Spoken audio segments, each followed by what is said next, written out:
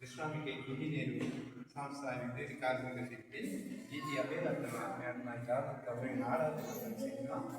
වචනයකින් අපි සියලු දෙනාම ආමන්ත්‍රණය කරමු.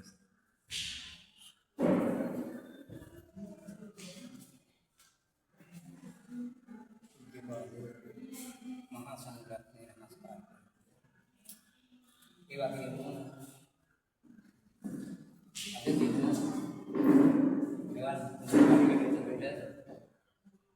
සහභාගී වීමට උදව් කර ඩී.එම්. ජානක දිසානායක සාමදාන මිනිස්සු අතිතුමනි, ඒ වගේම මට විශේෂයෙන් කියන්න මතක නැහැ විදුහල්පතිතුමියනි, ඒ වගේම මේ රැස්ව සිටින බලනගෙන වේදන් දීමේ එකමුතුවේ ක්‍රියාකාරී සමාජික මහත්මයාගේ දායක සභාවේ මහත්මයා සියලු දෙනාගේ නමස්කාරයි.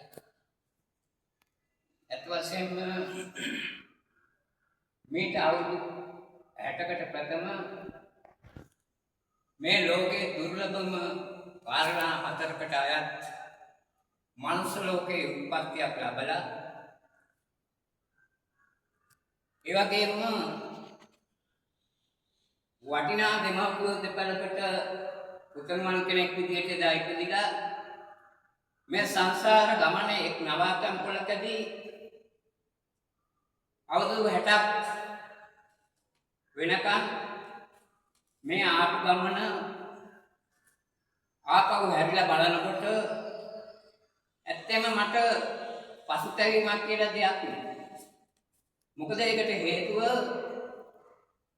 ලාභ අලාභ යස ආයස නින්දා ප්‍රශංසා සුඛ දුක් කියන අෂ්ටලෝක ධර්මයට අනුව නොයෙක් අවස්ථාවල දුක් කම්කටොළු අතරින් අවුරුදු 60ක් වෙනකම් මේ පැමිණි ගමනේදී මට එහෙම ගමන් කරනකොට මුණ ගැහුණා දයාබර බිරිඳක් මේ ආගමික වතාවත් හොඳ දේවල් කරනවට කවදාවත් අකමැතිුනේ නැහැ. අපි එදා ඊටිය දුප්පත් කටුමැටි පැල්පතක එදත් මේ වගේ පින්කම් කළා අපිට පුළුවන්. එහෙම ඉඳලා අපි දෙපළ අතරට වාසනාවන්ත දුවරුන් දෙදෙනෙක්, වාසනාවන්ත උතුම්මන් කෙනෙක් ආවා. ඒ තුන් දෙනාමත් ඒ වගේ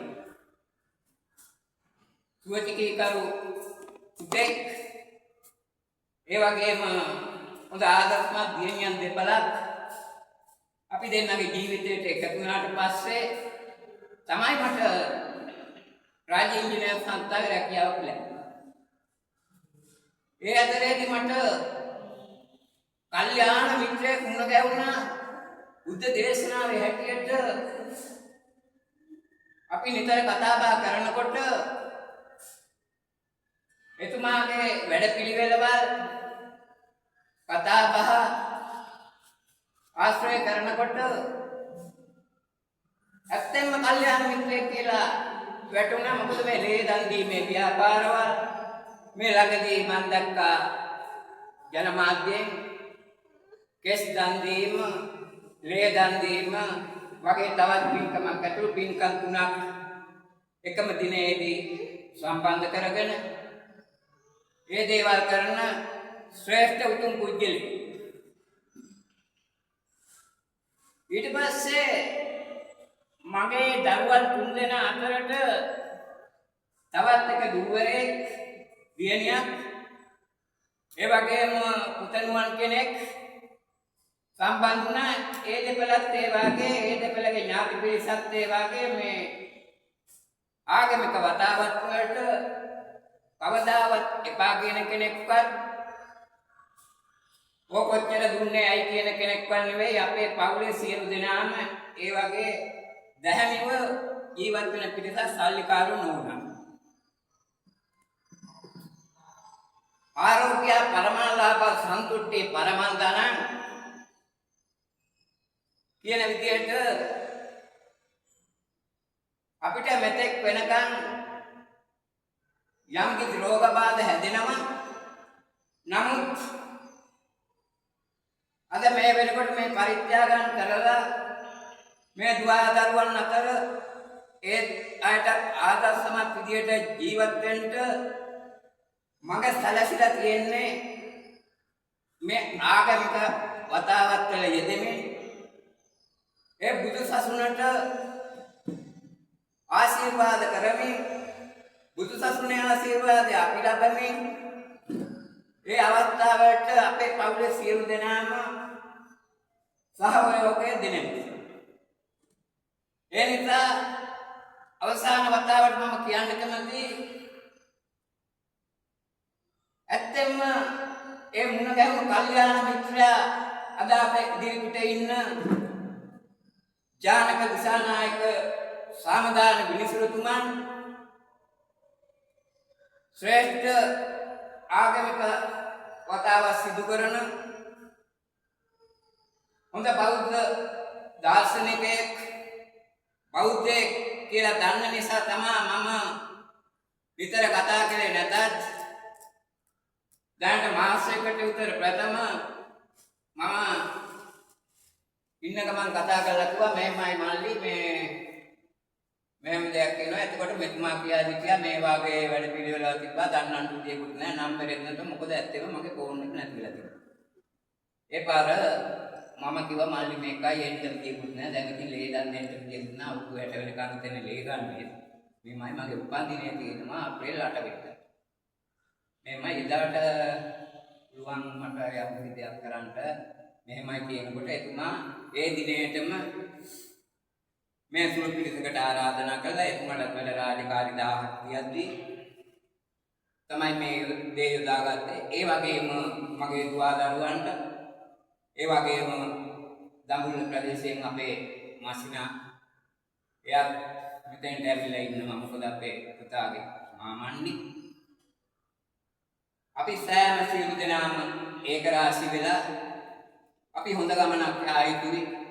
අපේ දරුවන්ට ආදර්ශමත් දිවියක් සකස් කරන්නට අපි යන ගමනට තමයි දරුවන් නුඹුරන් යන්නේ.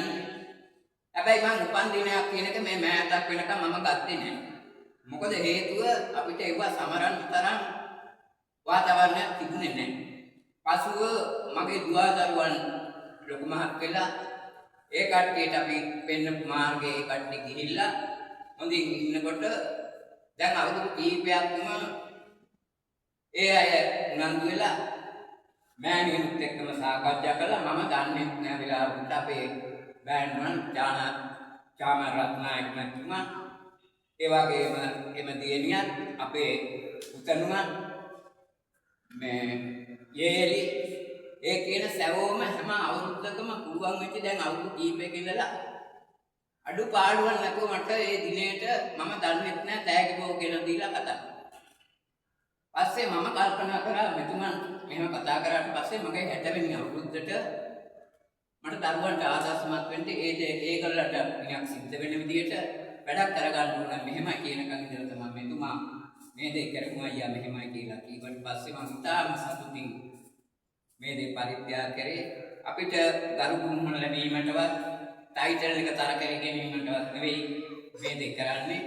අපි බෞද්ධයෙක් විදිහට අපේ ආගමට ගරු කරන්න ඕන. ආගම ටිකෙන් ටික මිනිස්සු පිරිහිලා යනවා. මම ආගම පිරිහෙන්නේ නැහැ. නමුත් ඒ පිරිහෙන මිනිස්සු අතර බොහොම මඩෙන් උඩට ඇවිල්ලා විවිධ නෙළුම් මලක් වගේ අපි ආගම දහමට ලැබි කීප දෙනා හරි එකතු වෙලා මේ ආගම දහම තව සුළු කාර්යයක් හරි රැක් ගන්න පුළුවන් කාලයකට අපි ප්‍රතිමු කියලා තිබෙන සුබ සියලු දිනාටම සුබ දවසක් වේවා කියලා ප්‍රාර්ථනා කරමින් මගේ වචන වලට අවසන් කරනවා. තවත් ඉදිරියට මේ වගේ පින්කම් කරන්න අපිට පුළුවන් හැකි අවස්ථාවක් උදව් කරනවා කියලා පොරොන්දු වෙමි.